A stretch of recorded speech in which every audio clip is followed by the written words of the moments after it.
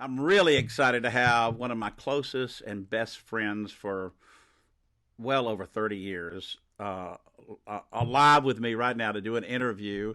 I want you to just put your virtual hands together and welcome my friend Billy Lord. Hey, Billy.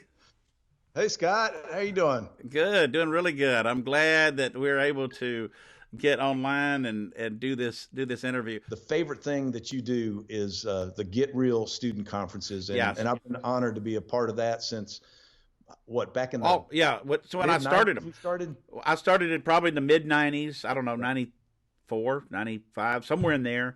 And, and for those of you who don't know, it's, Christian schools usually have a start off the school year with a chapel a day for a week. And it's called a spiritual emphasis week to try to get off the school year started off on a good spiritual note. And a lot of schools just aren't big enough to bring somebody in. So, kind of the concept is what one school couldn't do by themselves. Several schools come together can do something big. And when I started those back in the mid 90s, you were the first person I talked to, and you've been with me from the beginning to do the music. And so you're kind of the Get Real arts worship arts director, really, of the conferences. And if people want to know about that, just go to getrealnow.us, like United States, getrealnow.us. Or what we're doing right now is One Real Day, ONEREALDAY.com, and that's our current version. It's a 1 day conference. It's kind of tough putting those together during this whole coronavirus stuff because all the schools are shut down and you can't reach any principals or anything else. Well, it's always been just our friends Yeah.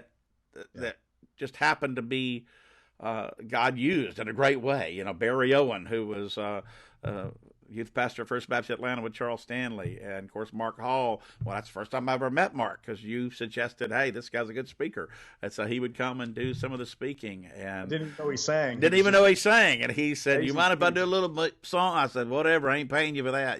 And so that was back in the day, and that's how long we've known Mark. And but just friends that happen to be they go on to do great things in ministry, and that's what I love about it because the heart. We all have the same heartbeat, the same passion for students, and I was a lost Christian school kid. Just because you go to a Christian school doesn't mean you're a Christian. And you know as well as I do, Billy. Sometimes you stand up there that first song, and they're sitting there, they're like this, like tell me something I already heard. Yep. And it takes a little bit. That's why we call it Get Real because we try to tear down those walls. And you're really good at that, and you're good at connecting the music to the kids. You do audience participation songs and fun songs and energetic songs. You don't just sing it to sing it because this is my favorite song.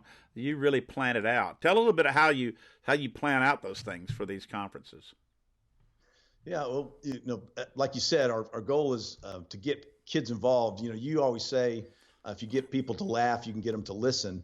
And I think music is another one of those tools, just like comedy and humor is that even kids that maybe don't even know the Lord, when they hear others around them worshiping and connecting with God, they may even try to sing the lyrics. And I think God uses that to just connect to their hearts through the emotion of the songs. And so we've just seen God, like you said, bring down these barriers. And it's usually a process, as the day goes on or the 2 day conference, it takes time for Right. kids to kind of open up, and they hopefully they see in us that it's real. And we love to interact with the students before the sessions start and just talk to them, get to know them, find out their names. And so when we're up there singing, I might call out a kid by name. And I think even though I don't know every student's name, just knowing Right. a few of the kids by name, there's a heart connection there. And I think God uses all that just to bring down the walls, and so His gospel can just penetrate their hearts. And we've seen hundreds, maybe thousands of kids over the past 25 Yeah. years. It's been a while, but just God has used this conference to really impact a lot of students. And that's what I love about the team members. It's no star people. We're all on the same level, and they don't go congregate in the green room. Where Right. everybody's out meeting kids and talking with kids and meeting them on their level and speaking on their level, which I love. Please, I'd love for anybody watching this to go check out our conferences because really, if I would do that, Billy, I think we would all just do that if that would be what God called us to do to reach people. And let me tell you, at church, Eagles Landing First Baptist, we have a Christian school, Eagles Landing Christian Academy, Yep. and it is a large Christian school. I don't know, probably 11, 1,200 total Yep. students. And there's a lot of parents that send their kids to a Christian school, not because of Jesus. It's just a better education than government schools, and that's what they want. So there's a lot of lost. I heard, and you probably can confirm that there's probably Muslim kids that go to our school, Yeah. and probably some atheists. I know there's some atheists at some other schools because I've had principals tell me that God worked in their life at a conference to Yeah. say, hey, I want to know more about this Jesus person, Yeah. which is really neat. And you remember when we were in Las Vegas and we had an Yes. international school come? Remember that? And there was a lot of basketball people They from. had a great basketball program. Yeah. Oh, they were huge. I mean, they were like trees walking around, and and we had Rick and Mick there, who are only 5 foot anyway, Right. and these guys were like 7 footers. It was really a contrast, that's for sure. Several of them received Christ, but some of them you noticed. Tell about that, because some of them were like, I don't, and you saw their countenance change over those 2 days. Oh yeah.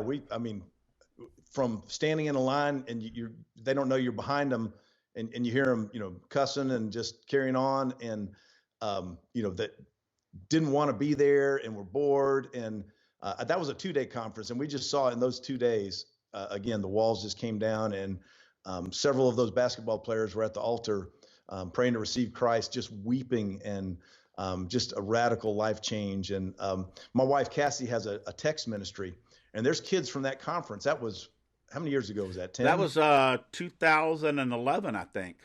Yeah. So yeah, There- 9 years There's ago. kids she still texts with and keeps up with from that conference. It's just so, it's not just a 1 day or a 2 day, but we see God use this over the years, and it's Absolutely. really cool. Absolutely. And we did a video about it. We did one last summer or August, but school had just started in Orlando. And if you go to onerealday.com, you go see there's a little short. I said keep it like a movie trailer, short. And so it's less than 3 minutes long, it's 2.5 minutes. Check that out, and you'll see some of Billy's music and what we did there, and what God did really. And we want to go where God's showing up, and I'm telling you, God's moving in some of these schools, and we'd love to do more of that.